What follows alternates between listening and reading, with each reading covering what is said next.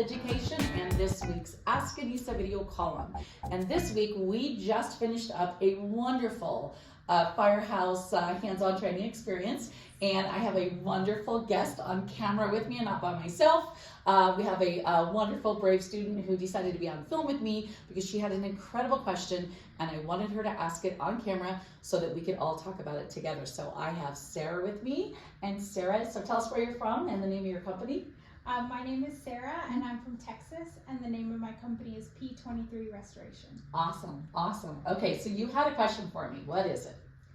Okay, so how do you separate the emotional aspect of the job and still be able to remain objective to complete the task, and so the emotional part doesn't entangle or kind of sway you from execution of a job well done? Yeah, and you know what, that is a really good question, and I love the way you worded it, and that was why I wanted Sarah to come on film with me so we could all talk about it together. It can be difficult, and you can get caught up into the trauma of it, if you will, and the emotional anguish that your homeowner is potentially going through, depending on obviously the degree and level of the fire damage, and then you can lose sight.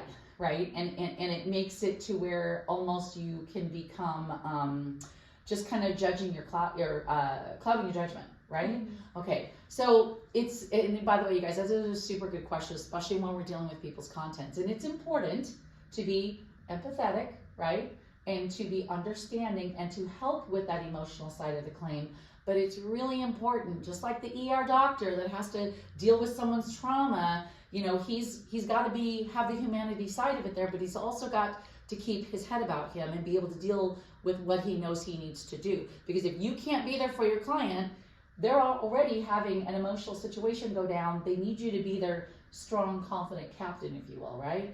So one of the things, couple things I do, but one of the big things that I do is I really look them in the eye when they're talking with me. I let them know that I hear them and I understand, but I will let them know that I need to be able to do certain things in certain order on the job so that I can complete the task that I know that I need to do. So I will give them time to kind of not really vent, but I guess sort of like download with me, okay? But then I'm gonna have to put up some boundaries in that I can't have them with me like over my shoulder all of the time and being emotional and tell me all the stories about everything, okay? Mm-hmm. So I try to set up some expectation at the beginning of the job that we're gonna have time for that, but that I'm gonna let them know when that is, if that makes sense, mm-hmm. Okay? The second thing that I do, and I really have to process this on myself and make sure that I don't get wrapped into it, but I mentally walk away from the job at the end of the day and I leave it there. You have to, Sarah, you have to separate your wants and need to really help someone on that emotional level and through the trauma with, you got to walk away at the end of the day. You only, like if you don't walk away, get your rest, take care of yourself, you're not going to be able to come back the next day and really help them, okay? So you have to remember to protect yourself. You have to remember you're one person. You can only do what you can do. You know that you're well trained, you know that you're a very conscientious person, and you're going to be there and do everything that you can to make sure their house gets put back together safely and the way it needs to be.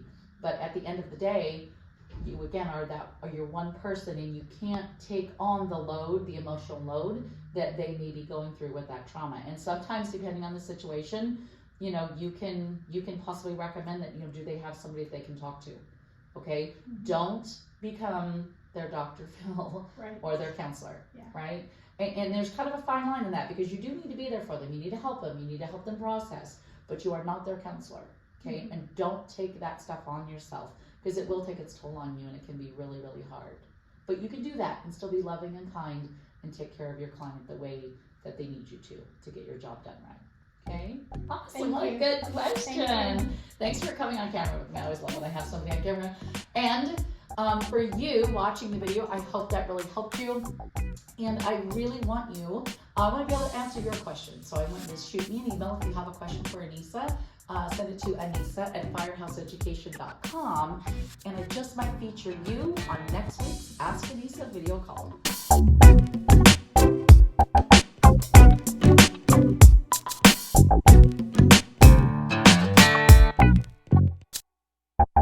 you.